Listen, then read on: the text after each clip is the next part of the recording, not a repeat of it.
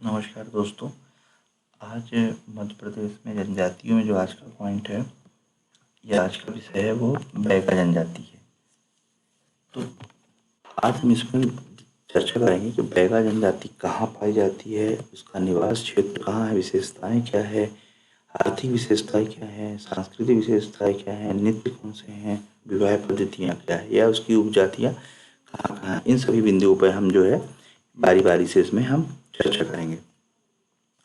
तो सबसे पहला जो बिंदु है, मैं आपको एक चीज़ और बता देना चाहता हूँ कि जो ये जनजातियाँ हैं ये अक्सर चाहे प्री हो चाहे मेंस हो या व्यापम में कोई एग्ज़ाम हो, जनजातियों से एक ना एक प्रश्न हमेशा ही आता है। ठीक है। और साथ ही साथ जो ये जनजातियाँ हैं इनकी एक अपनी विशिष्ट पहचान है और मध्य प्रदेश जो है जनजातियों के लिए भी जाना जाता है, इसलिए उस लिहाज से जो है जनजातियाँ बहुत महत्वपूर्ण है। चलिए हम लोग शुरू करते हैं बैगा जनजाति। तो बैगा जनजाति का जो सबसे पहला पॉइंट है वो निवास स्थान या भौगोलिक वितरण क्षेत्र, यानी बैगा जनजाति कहाँ पाई जाती है।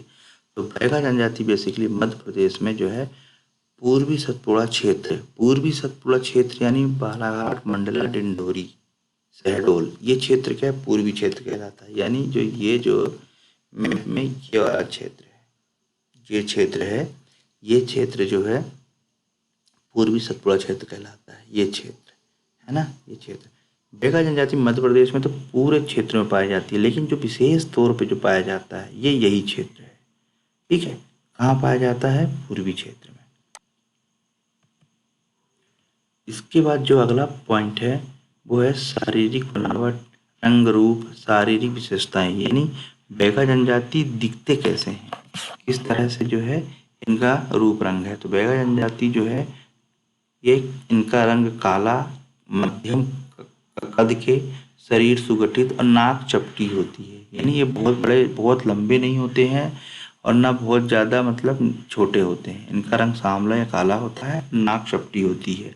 ठीक है। ये इस तरह से कुछ दिखते हैं। देखिए, ना बहुत ज़्यादा लंबे हैं ना बहुत ज़्यादा जो ये छोटे हैं। ठीक है। मध्यम काठी के हैं, सांवले हैं और नाक थोड़ी सी इनकी जो है ये चपटी होती है। इस तरह से जो है ये होते हैं। इसके बाद जो अगला पॉइंट है वो है पहनावा या वेशभूषा, यानी बैगा जनजाति क्या क्या पहनते हैं। तो बैगा जनजाति जो है, जो पुरुष होते हैं वो नीचे कपड़ा पहनते हैं या धोती पहनते हैं, और स्त्रियां क्या होती हैं, स्त्रियां बेसिकली धोती पहनती हैं। आभूषण और गोदना का स्त्रियों में बहुत महत्वपूर्ण है। यानी ये देखिए, ये जो है चित्र माध्यम से मैंने बताया है कि ये नीचे से मतलब कमर के नीचे कपड़ा पहनते हैं और ऊपर कुछ नहीं पहनते हैं, और स्त्रियां इस तरह से धोती पहनती हैं। ये एक दृश्य जो है एक नृत्य का है, जिसमें उन्होंने मतलब कलरफुल जो है ड्रेस पहनी है और अलग अलग तरीके से चीज़ें पहन रखी है, लेकिन बेसिकली इनका जो पहनावा जो है वो शरीर के नीचे, और ये स्त्रियां जो है धोती पहनती हैं, ये भी धोती पहनते हैं पर कमर के नीचे पहनते हैं। ठीक है।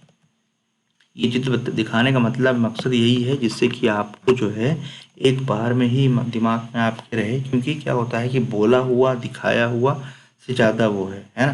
जैसे मैं आपको बोल बोल के पढ़ा रहा हूँ, साथ में जो है मैं अगर वही डायग्राम आपको दिखा रहा हूँ तो आपके दिमाग में एक पिक्चर क्रिएट हो रही है कि हाँ इस तरह से ये पहनते हैं। ये हो गया बैगा जनजातियों की वेशभूषा। इसके बाद जो है अगला पॉइंट है वो रहन सहन, रहते कैसे हैं। तो बैगा जनजाति जो है लोग घने जंगलों में, दुर्गम क्षेत्रों में रहते हैं। जितनी भी जनजातियां होती हैं वो अक्सर जो है जंगलों में, सुदूर क्षेत्र में या रिमोट एरिया में ही निवास करती हैं। और जैसे मैंने आपको बताया कि जो बैगा जनजाति है ये पूर्वी सतपुड़ा क्षेत्र में रहती हैं, और उस क्षेत्र में ये इस क्षेत्र में जंगल बहुत घने हैं, इसलिए जो है ये दुर्गम जंगलों क्षेत्रों में ये निवास करती है। कौन सी जनजाति, ये बैगा जनजाति इस क्षेत्रों में ये निवास करती है। तो जो इनके घर होते हैं वो घर पक्के नहीं होते हैं, वो बांस और मिट्टी के बने होते हैं, जिनकी छत घास और पत्तियों से बनी होती है। ठीक है। तो इनकी जो झोपड़ियाँ होती हैं कैसी होती हैं, बांस और मिट्टी की बनी होती हैं। साथ ही साथ जो छत होती है वो घास और पत्तियों की बनी होती है। यहाँ की जनजाति जो है इकट्ठा नहीं रहते, मतलब गांव में निवास नहीं करते, बल्कि अलग अलग अपना गांव स्थापित करते हैं। मतलब जैसे कि एक आदमी है तो वो वहाँ रहेगा, वो वहाँ रहेगा, ये झुंड में रहना पसंद नहीं करते या बहुत बड़े गांव में साथ में रहना पसंद नहीं करते। बैगा जनजाति बेसिकली जो है मांसाहारी होते हैं, है ना। शाकाहारी भी होते हैं पर अधिकतर जो है ये मांसाहारी होते हैं और मोटे अनाज और कंदमूल का ये ज़्यादा प्रयोग करते हैं। मोटे अनाज इसीलिए प्रयोग करते हैं क्योंकि ये जिस क्षेत्र में रहते हैं वहाँ अनाज और उपस्थित नहीं, क्योंकि जंगलों में निवास करते हैं और वहाँ पर ये अपना जीवन निर्वाह करते हैं। और कंदमूल क्या है, जंगलों में आसानी से उपलब्ध हो पाता है, इसलिए जो है ये मोटे अनाज और कंदमूल का प्रयोग करते हैं। इनमें जो है भोजन की जो है कुछ पद्धतियाँ हैं, मतलब जैसे कि ये सुबह का भोजन जो है बासी भोजन होता है, यह कहा जाता है सुबह का भोजन जो है बासी होता है। बासी कैसे होता है कि जो रात का भोजन बचा होता है इसको ये सुबह करते हैं। इसके बाद जो दोपहर का भोजन होता है पेज, ठीक है, और जो रात्रि भोजन उसे बियारी कहते हैं। बियारी, बियारी बेसिकली और मतलब जैसे और क्षेत्रों में भी जो है उसको बियारी कहा जाता है या ब्याव कहा जाता है, अलग अलग भाषाओं में कहा जाता है अपने अपने क्षेत्र में। पर ये बंगाल लोग क्या कहते हैं, इसे बियारी कहते हैं, ठीक है। ये जो क्वेश्चन है बासी, पेज, बियारी, अक्सर पूछा जाता है कि बैगा किस जनजाति में दोपहर के भोजन को पेज कहा जाता है या रात्रि भोजन को बियारी कहा जाता है। तो ये किस में है, ये बैगा जनजाति में, इस पे विशेष ध्यान देने की ज़रूरत है। इसके अलावा इनका जीवन निर्वाह कैसे होता है, आर्थिक विशेषताएं क्या है, तो बैगा जनजाति जो है भी कृषि करती है, झूम कृषि करती है, जिन्हें बैवार या दाही पांडु कहते हैं, ठीक है, दाही पांडु कहते हैं। इसके पहले जो वीडियो बनाया था मैंने व्हील, उसमें क्या कहते हैं, उसमें जो कहते थे बेसिकली उसमें ये वो लोग कहते थे चिमाता या दाहिया, लेकिन भील जनजाति ये बैगा जनजाति क्या कहते हैं, बैगा जनजाति बैवार या दही पांडु कहते हैं, ठीक है। देखिए हर जनजाति की अपनी एक भाषा होती है, एक अपनी विशेषता है। तो उसी चीज़ को देखिए, यहाँ पे झूम कृषि को क्या कहते थे, वहाँ क्या कहते थे, यहाँ क्या कहते हैं। इसलिए ये जो है बहुत इंपॉर्टेंट वर्ड्स हैं, या अक्सर प्री में व्यापम में अक्सर ये क्वेश्चन ये पूछता है, तो इस पर विशेष ध्यान दीजिएगा। ये वन उपज एकत्र करते हैं, अपन जीवन यापन करते हैं, हाँ, क्योंकि जंगल में जो है ये निवास करते हैं और ये वन उपज इनको आसानी से प्राप्त हो जाता है। अक्सर आप लोगों ने देखा होगा कि मध्य प्रदेश में वनोपज मेला या कृषि मेला लगता है। इस मेले में ये जनजाति अपना उपज या अपना सामान लेके आके बेचते हैं, अक्सर बेचते हैं, और उसमें जो है जड़ी बूटियाँ और बहुत सारी औषधि जो है वो एक लेके आते हैं और बेच के अपना जीवन निर्वाह करते हैं। ये वहाँ से बनी, जैसे बांस है, वहाँ से बनी हुई चीज़ों को भी लाते हैं और अच्छी कलाकृतियाँ होती हैं, ठीक है। ये इनके जीवन यापन का मुख्य आधार है। ये शिकारी भी होते हैं, अच्छे शिकार ये करते हैं। इसके बाद इसमें कुछ विवाह पद्धतियाँ हैं, जैसे लमसेना विवाह, चोर विवाह, उठावा विवाह, मंगनी और पोंडुल विवाह, ठीक है। लमसेना विवाह क्या होता है, लमसेना विवाह में जो लड़का होता है ना, जो वर पक्ष का लड़का होता है वो अपने ससुराल में जाके रहता है। चोर या उठावा विवाह क्या है, ये एक प्रकार का हरण विवाह है ना, उठा के लेके जाना और उसको फिर शादी करना। मंगनी विवाह क्या होती है, मतलब मांग के करना, मंगनी विवाह, ठीक है। और उसके बाद कौन से पेंडुल विवाह है, ठीक है। इस तरह से जो है इनकी विवाह की पद्धतियाँ हैं। अब इसमें कुछ नृत्य हैं, इनकी अपनी नृत्य विशेषताएं हैं।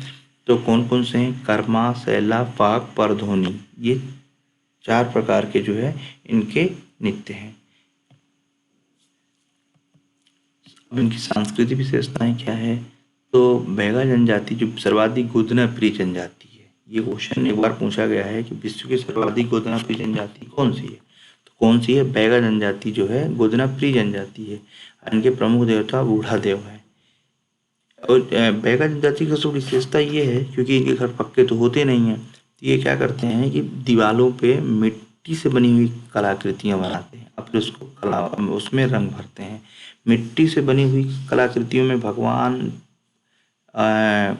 के साथ साथ ये जानवरों, पेड़ पौधे की भी ये कलाकृतियाँ बनाते हैं, और रंग भरने के बाद ये बहुत ही मनोहर दिखती है। आप जब गूगल पे इसे देखेंगे तो देखेंगे बहुत ही, मतलब बहुत ही अच्छा बनाते हैं ये लोग, ठीक है। तो इनकी विशेषताएं हैं ये सब कि मिट्टी की कलाकृतियाँ बनाना दीवारों पे, ठीक। इसके बाद जो इनकी उत्पत्ति हुई है वो द्रविड़ जाति से हुई है, कहा जाता है ये द्रविड़ जाति से ही है।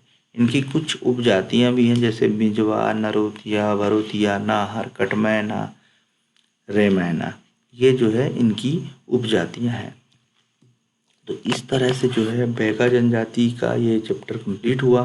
और बैगा जनजाति में से संबंधित अगर आपको कोई भी किसी भी प्रकार का डाउट है तो आप कमेंट्स बॉक्स में ज़रूर लिखिए और प्लीज़ एक बार इस वीडियो को ज़रूर देखिए। मैं इसलिए नहीं कह रहा कि आप इस वीडियो देखिए, बल्कि ये जो सारे जो पॉइंट्स हैं, इन सारे जो पॉइंट्स को पढ़ेंगे तब आप पाएंगे कि इसमें पूरा कंप्लीट एनालिसिस है और कोई एग्ज़ाम में कोई सा भी क्वेश्चन जो है इससे नहीं छूटेगा, चाहे प्री का हो, चाहे मेंस का हो, चाहे बीकॉम का हो। अभी वैकेंसियाँ जो है आने वाली हैं, इसलिए अभी से जुट जाइए, क्योंकि जब एग्ज़ाम वैकेंसीज आती हैं तब पढ़ते हैं, तब उसमें जो है बहुत सारी चीज़ें भूलने के आसार होते हैं। लेकिन अगर अभी से अगर ध्यान से पढ़ेंगे तो बाद में ऐसा नहीं होता, बस रिवीजन करने की देर रहती है। तो आप अपना स्वयं का नोट्स बनाएं और नोट्स बनाने के बाद जो है इसको लिखें और इसे पढ़ें। और कोई भी चीज़ होती है, देखिए बार बार कहा जाता है कि बार बार अभ्यास से ही वो चीज़ें बनती हैं। तो बार बार अभ्यास कीजिए, बार बार लिखिए उसको, जैसे लिखते जाएंगे वो बनता जाएगा, ठीक है, याद होता जाएगा। इसलिए जो है कहीं कोई गुंजाइश ना रखिए। जो भी अगर आपको ऐसा लगता है कि मुझे किस विषय पे वीडियो बनाना है, आप मुझे कमेंट्स बॉक्स बताइए।